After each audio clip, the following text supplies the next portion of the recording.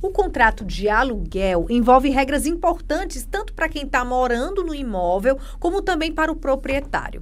No programa de hoje, vamos falar sobre multa, rescisão de contrato, o que acontece quando o inquilino precisa sair antes do prazo. Então, fica com a gente que o Conexões Imobiliárias já começou.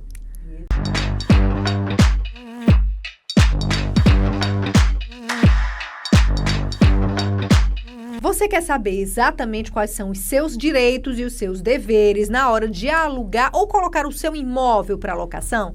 Para essa conversa, eu, Mirelle Costa, recebo aqui no estúdio da TV Ceará um especialista que entende muito do assunto, tanto na prática como na teoria. Apolo Scherer Filho é vice-presidente do CRES Ceará, que é o Conselho Regional de Corretores de Imóveis. Ele é advogado, corretor de imóveis, professor também e autor de livros. Obrigada por vir aqui ao Conexões. Eu que agradeço, Mirelle, toda a equipe do Conexões Imobiliárias. Sempre é um prazer e, logicamente, passando a informação para o corretor de imóveis, para a sociedade. Isso é muito importante. Pode contar comigo. E um assunto que é tão interessante para tanta gente, né, Apolo? Porque você vai estar muitas vezes em uma das duas situações. Ou você está dispondo o seu imóvel para locação, ou então você é o inquilino. E eu digo sempre que nós que tratamos muito diretamente com os corretores de imóveis, eu falo tanto, olha, ou você pode ser o locador, ou você pode ser o locatário, ou você vai fazer o contrato de locação daquele seu parente, lá do grupo do WhatsApp, e com certeza ele vai pedir desconto, vai ser de graça que você vai fazer o seu contrato de locação, e se acontecer qualquer problema, a responsabilidade vai toda para você. Então, você que é corretor de imóveis, você precisa estar atento a fazer, como manejar um contrato de locação, quais são os principais problemas, quais são as principais soluções que a gente pode ter frente a esses problemas. E você que também é da sociedade, que está nos assistindo, é importante ficar sempre atento a informações, a notícias relacionadas ao contrato de locação. Uhum. Tudo essa relação ela é regida pela lei do inquilinato, não é isso? Isso. A lei do inquilinato é uma lei federal, é a Lei 8245 de 1991. Então, ela já tem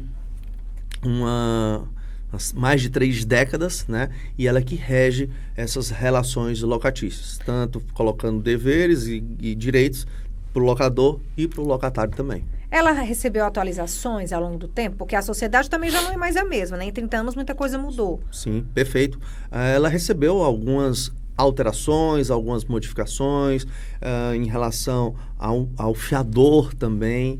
Então, ela vem sendo uma lei realmente muito, muito qualificada, no sentido de que ela, mesmo tendo mais de 30 anos, hoje, por mais que tenhamos tido muitas mudanças, né? As circunstâncias mudaram, ela ainda se aplica de um modo eficaz aos dias de hoje. O proprietário vai dizer, você já deve ter ouvido muito isso, o proprietário vai dizer que a lei puxa muito para o lado do inquilino. E o inquilino vai dizer que a lei puxa muito para o lado do proprietário.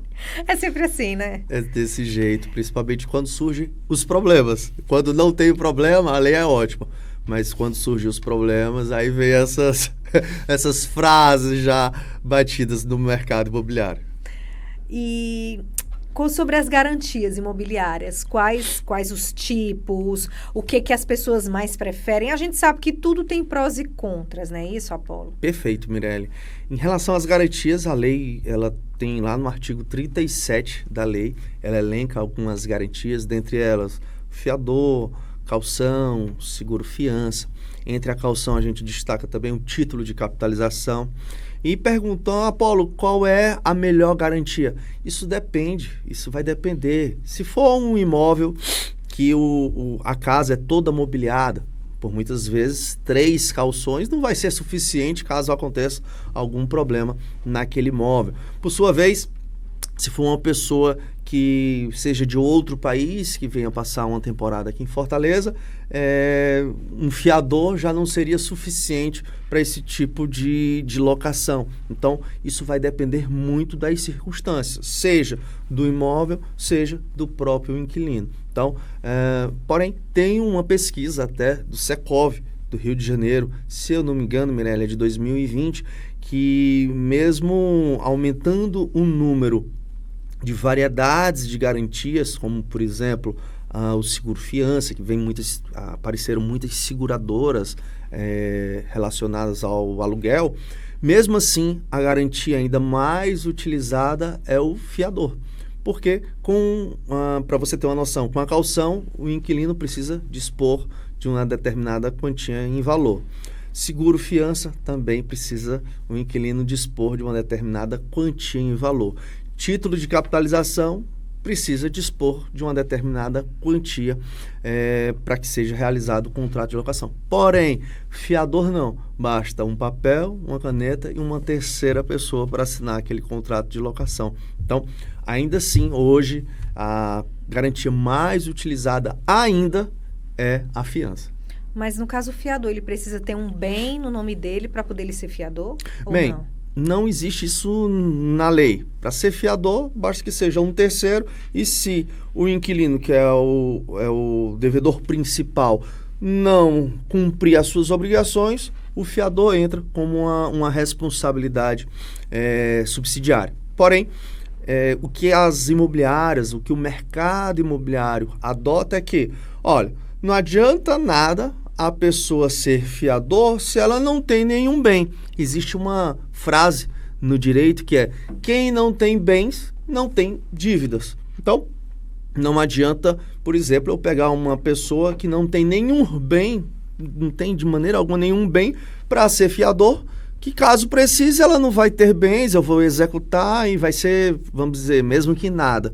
Então, a prática do mercado imobiliário realmente é solicitar que o fiador tenha bens, principalmente as imobiliárias fazem com requisito que o fiador tem que ter um imóvel, né, na cidade do contrato de locação, por exemplo. Então, essa exigência não é que está na lei, mas é uma exigência da prática do mercado, porque isso vai dar um resguardo melhor, vai dar uma proteção melhor para aquele contrato de locação.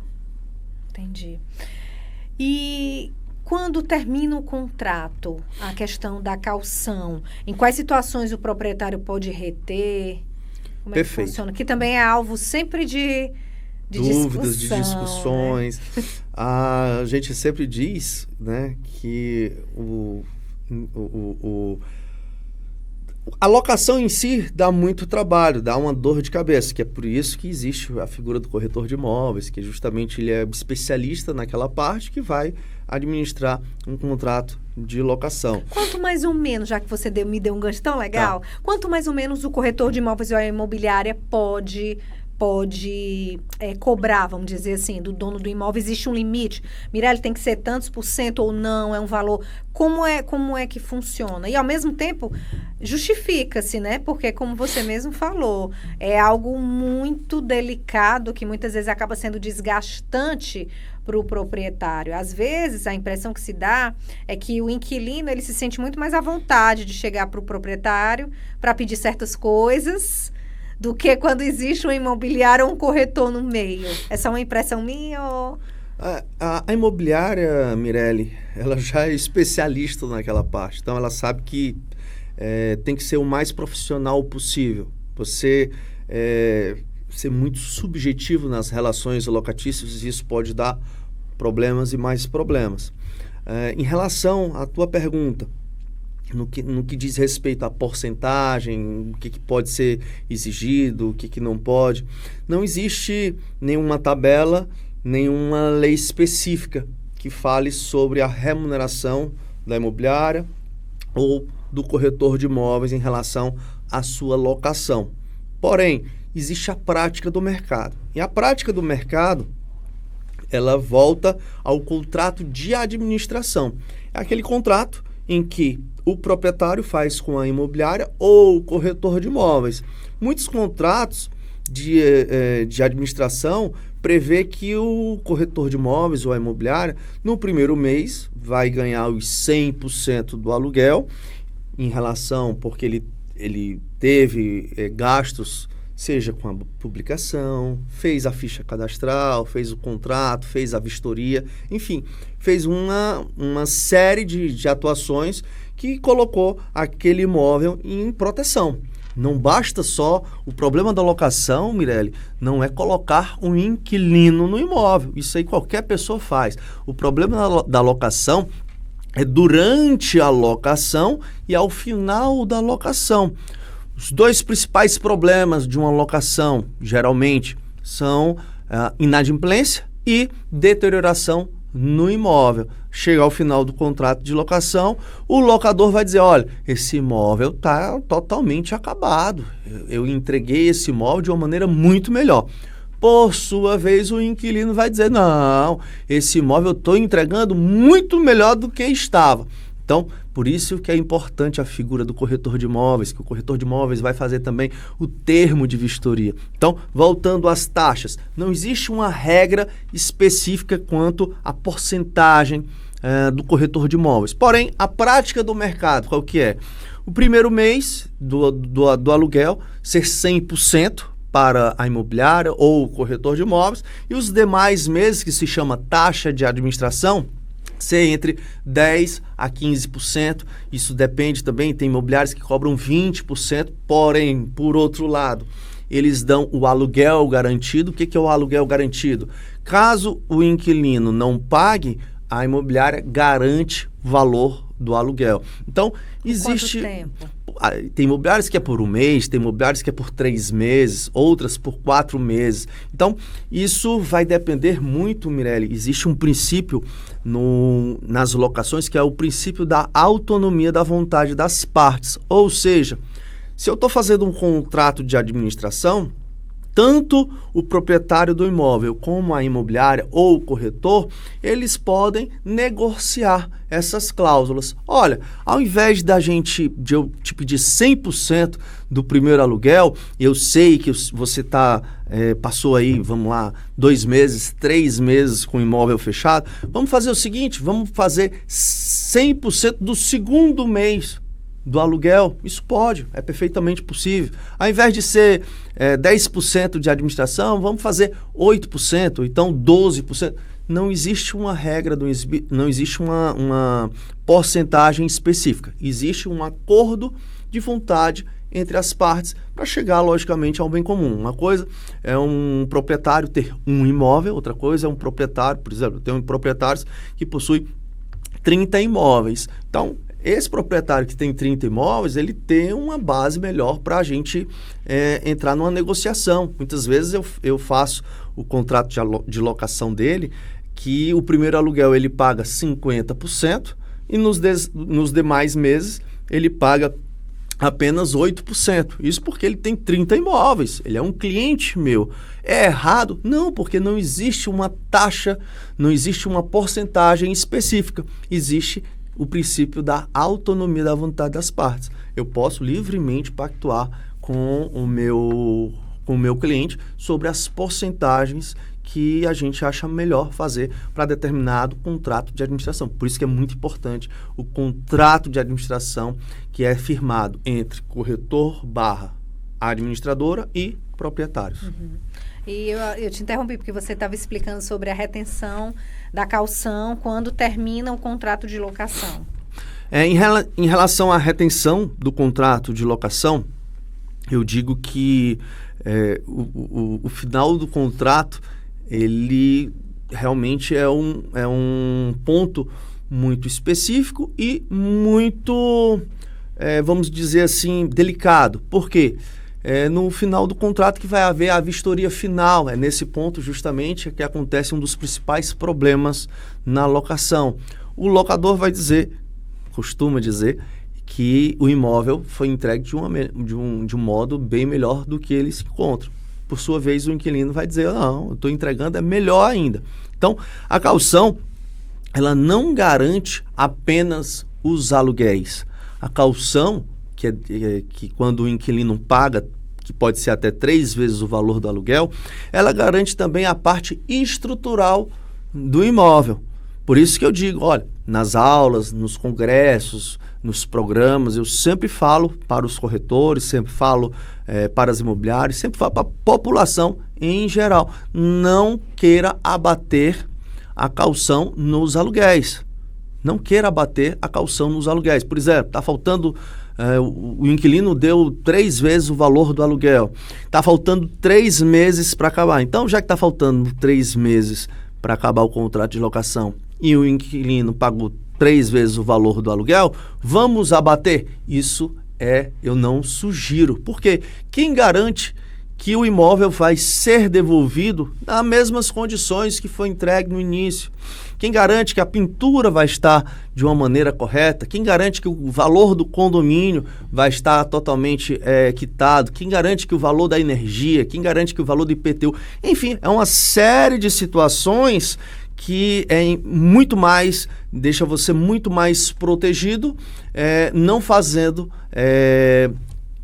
esse abatimento da caução. Inclusive tem jurisprudência mostrando que a caução ela não serve para pagar somente aluguel, ela serve também relacionada para uma garantia da estrutura do imóvel. Se o locador, se o proprietário entregou um imóvel pintado, todo direitinho, conforme a vistoria foi feita e tal, é justo também que o inquilino o devolva com boas condições de habitabilidade.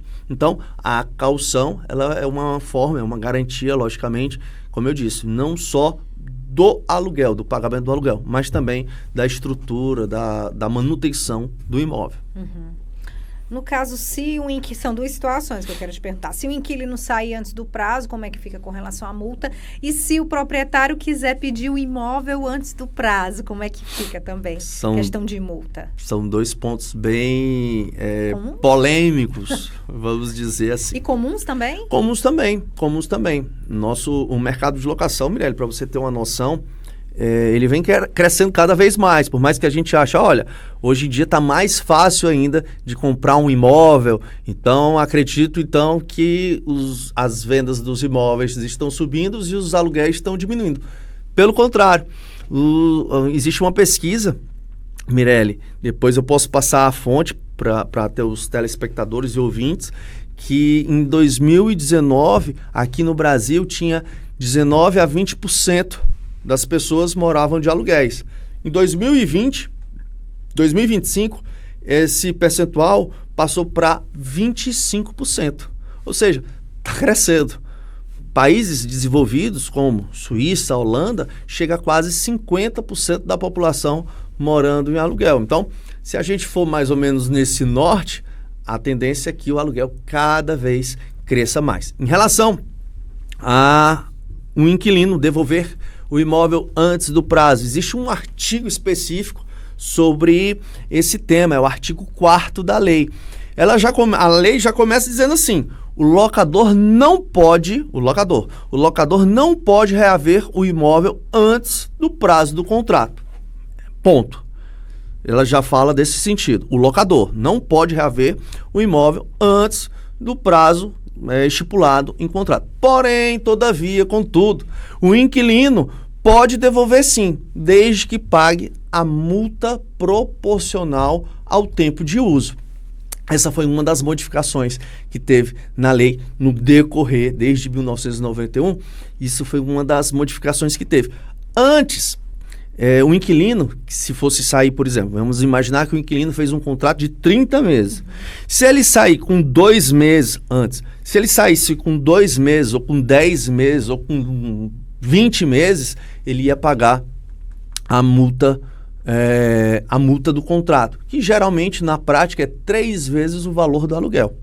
Porém, com essa nova redação, que se eu não me engano é de 2001, ela deixou de ser uma multa total e passou a ser uma multa proporcional, e é justo.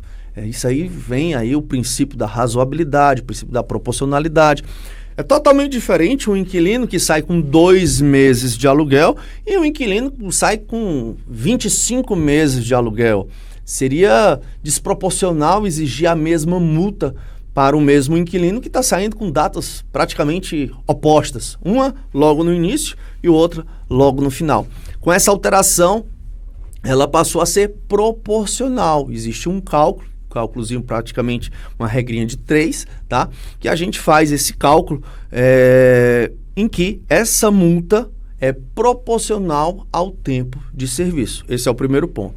Em relação ao proprietário, em regra, como eu disse aqui no artigo 4º, em regra, o locador não pode reaver o contrato de locação antes do prazo. Se o locador faz um contrato com um prazo de 30 meses, em regra, ele não pode pedir, como o inquilino pode pedir para finalizar o contrato. Porém, existem algumas brechas da lei, que é o artigo 47, relacionado à denúncia cheia. O que é a denúncia cheia? São muitas informações, né? Mas o que é a denúncia cheia? São alguns pontos que a lei deixam como opções para o locador pedir o imóvel de volta. Vou te dar um exemplo. Caso o inquilino esteja infringindo contratualmente o contrato de locação, existe na sublocação, caso o inquilino vá sublocar, precisa da autorização expressa do locador. Se não houver essa autorização expressa, está sendo infringindo a lei.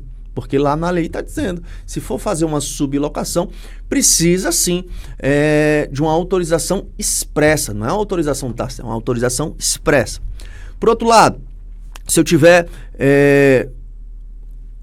um atraso de pagamentos dos aluguéis, o locador pode sim pedir a quebra do contrato, pedir a finalização daquele contrato. Então, em regra, o locador não pode reaver. Porém, existem algumas exceções que estão na lei, como se for infringir a lei, se for infringir o contrato em si de locação, pelo não pagamento do aluguel, pelo não pagamento dos encargos, né, em relação àquele imóvel. Então, o sistema da locação, para você ver, é muito complexo. E essa lei, a lei de locação, ela dirime todas essas dúvidas. Ela realmente é uma lei que, se você for ler essa lei, ela é muito didática. Pela leitura em si, ela não tem aqueles pontos técnicos que geralmente as leis possuem, aqueles conceitos jurídicos complexos. É uma lei de fácil leitura e que um advogado, que um corretor de imóveis e que uma pessoa normal que não trabalhe com locação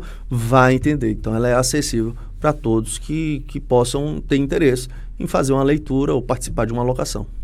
Muita informação de qualidade. É muita informação. Para você. A gente vai para um breve intervalo, mas não sai daí que a gente volta já, é um minutinho. Impulsione sua carreira no MBA da FGV na MRH, uma instituição que forma líderes de destaque, eleita a terceira melhor think tank do mundo e a melhor do Brasil por 13 anos consecutivos, segundo o MEC. Além de cursos de diversas áreas, temos diferentes modalidades de estudo: presencial, blended, live e online. Garanta seu futuro brilhante. MBA é na FGV e MBA da FGV é na MRH. Há 25 anos, a Apoena Faculdade e Cursos Técnicos oferece mais de 15 cursos, entre técnicos e de graduação. A instituição de ensino tem como missão oferecer serviços educacionais que contribuem para a empregabilidade e renda das pessoas. Mais de 30 mil alunos já passaram por aqui. A Apoena Faculdade e Cursos Técnicos possui valores como simplicidade, foco no aluno, trabalho em equipe e ética. A educação profissional está ao alcance de todos. Voltamos. O contrato de locação, ele precisa ter esse tempo estabelecido? No caso, tem que ser de 30 meses, como você falou, pode ter um contrato menor? Como é que funciona? Perfeita a tua pergunta, Mirelle. A gente que é do mercado imobiliário e as pessoas mesmo que não são do mercado imobiliário perguntam: por que 30 meses? O que é esse 30 meses? E eu vou explicar aqui agora. A lei é de 1991. Antes da lei, eu preciso contar uma pequena historinha, tá? Para as pessoas entenderem realmente o porquê é 30 meses. Antes da lei, existia uma insegurança jurídica. Por exemplo, em 1916, no Código de 1916, a palavra era mais ou menos: o locador fazia o locatário de gato-sapato. Ou seja, o locador poderia alugar o imóvel aqui, eu vou alugar para você, o aluguel é de R$2.000, vem um concorrente seu e diz: aí, Apolo, tira a Mirelle, que eu faço aqui, eu pago para ti 2.500. Eu, beleza, então, Mirelle, por gentileza, sai e eu coloco a outra pessoa. Existia uma certa insegurança por conta que o locador fazia o locatário de gato-sapato. Depois veio o decreto de luvas, a lei de luvas e etc., que o Estado começou a interferir na autonomia da vontade das partes. O Estado começou a ditar algumas normas, algumas regras referentes à locação. E aí o inquilino começou a ser super protegido, a ser o filho mimado do Estado, vamos dizer desse jeito, para uma melhor didática. E muitas vezes o inquilino começou a ter o imóvel como um próprio bem de família. Por exemplo, muitas imobiliárias, inclusive a do Apolo Pai, isso antes da década de 90, antes de sair a lei, tiveram ações de despejo que demoravam 8 anos, 7 anos, 9 anos. Uma ação de despejo demorando 7 anos, por exemplo, não é só para ele sair em 7 anos, é ele sair em 7 anos e ele morando sem pagar. Então, isso trouxe uma insegurança, logicamente, uma insegurança jurídica. Então, antes era o locador fazia um inquilino de gato e sapato, depois, com as interferências, o locatário fazia praticamente o locador de gato e sapato. E aí veio a Lei de Locações, de 1991, em que o legislador, vendo todas as circunstâncias, vendo todos os pontos problemáticos da locação, e ele sugeriu, ele colocou, olha, locatário, vou fazer o seguinte, se vocês finalizarem um contrato de locação, fecharem um contrato, celebrarem um contrato de locação por 30 meses, eu dou ao locador a opção de você fazer a denúncia vazia. O que é a denúncia vazia? Depois de 30 meses, o locador faz uma notificação para o inquilino dizendo se quer continuar ou não no imóvel. Ou seja, antes, com essas problemáticas, o inquilino queria mais tempo de locação e o locador queria menos tempo de locação. Para ter um meio termo, veio o legislador e ele não ordenou, ele sugeriu. Se vocês fizerem um contrato de 30 meses, que eu acho que é o básico, que seria mais ou menos 2 anos e meio, o locador tem direito à denúncia vazia, que é o quê? Chegou nos 30 meses, denúncia vazia é como se fosse uma notificação sem fundamento. O locador chega para o inquilino e diz, olha, eu quero que você saia e eu não preciso fundamentar porque eu quero que você saia. Eu só quero que você saia porque o legislador me deu essa condição, me deu esse direito, então eu quero fazer disso. Então, justamente, eu tive que passar um pouquinho pela história aqui para mostrar por que é 30 meses. Chegou um meio termo, foi um tempo razoável que os legisladores acharam que seriam mais interessantes para justamente fazer o locador a denúncia vazia. E dessa forma, todos os contratos de locações residenciais são para ser, né, a sugestão é essa, que sejam de 30 meses. O locador fazendo contratos de 30 meses, após os 30 meses, fica a seu critério, se quer continuar ou não com o locatário. Você falou na legislação, eu lembrei. E sobre o Airbnb, que é um tipo de locação que está tão comum, como é que está esse processo de regulamentação? Perfeito, Mirelle. Em relação ao Airbnb, existe uma problemática porque os idealizadores pró-Airbnb dizem o seguinte, olha, eu sou o proprietário, eu tenho direito de propriedade, né? Então, se eu tenho direito de propriedade, eu posso vender, eu posso alugar, eu posso usar, eu posso dispor, eu posso gozar do imóvel, porque eu sou o proprietário. Por outro lado, a corrente que diz que é contra esse tipo de locação, diz o seguinte, olha, para quem está ganhando é muito bom, mas para quem está convivendo é ruim, porque existe uma grande rotatividade. Existindo uma grande rotatividade, isso pode atrapalhar na segurança do imóvel, pode atrapalhar na salubridade em relação à sujeira, pode atrapalhar em diversos outros pontos, principalmente também na privacidade. Então, existe essa questão que está no STJ, tá? O STJ pontuou em alguns casos, por exemplo, teve um determinado imóvel que ele alugava por quartos. Existia o imóvel, 3 quartos, e cada quarto era um inquilino diferente. Nesse imóvel, por exemplo, nesse caso especificamente, foi proibido. O STJ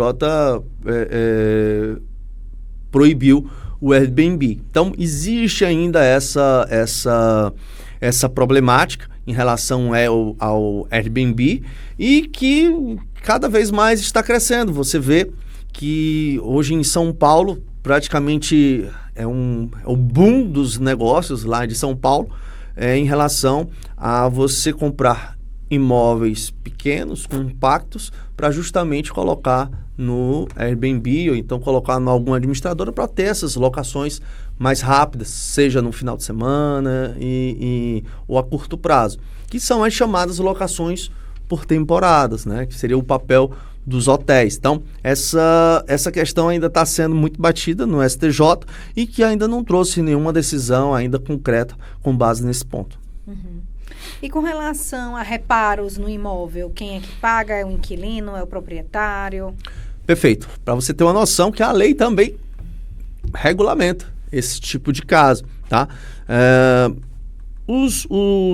No artigo 22 e o artigo 23 da Lei de Locação, Mirelle, tem dizendo os direitos e os deveres do locador, artigo 22, e do locatário, artigo 23. Em resumo, mais ou menos em resumo, as reparações destinadas à estrutura do imóvel são de responsabilidade do locador. Já as reparações destinadas à manutenção do imóvel, em regra, são de responsabilidade do locatário. Existe uma súmula do STJ que diz que, por mais que algumas benfeitorias sejam de responsabilidade do locatário, eu posso colocar no contrato de locação que essa benfeitoria vai ser agora de responsabilidade do locatário. Vou resumir aqui. Existem 3 tipos de benfeitorias. Benfeitorias úteis, as voluptuárias e as úteis, necessárias e voluptuárias, certo? As úteis, por exemplo, infiltração. Essa é uma responsabilidade do proprietário, que é destinado à parte estrutural. Já uma benfeitoria, isso é necessária, tá? Já uma benfeitoria útil, por exemplo, olha, eu tenho criança e eu vou morar no 20º andar e eu queria colocar aquelas telas de proteção. Essa benfeitoria, vou ter que colocar, vai ser de responsabilidade de quem? Aí a lei diz, olha, se o locador concordar, vai ser de responsabilidade do locador. Porém, pode muito bem o locador dizer assim, Mirelle, já que é interesse seu, você pode colocar e se quando você sair, você retira. Então, fica a seu cargo.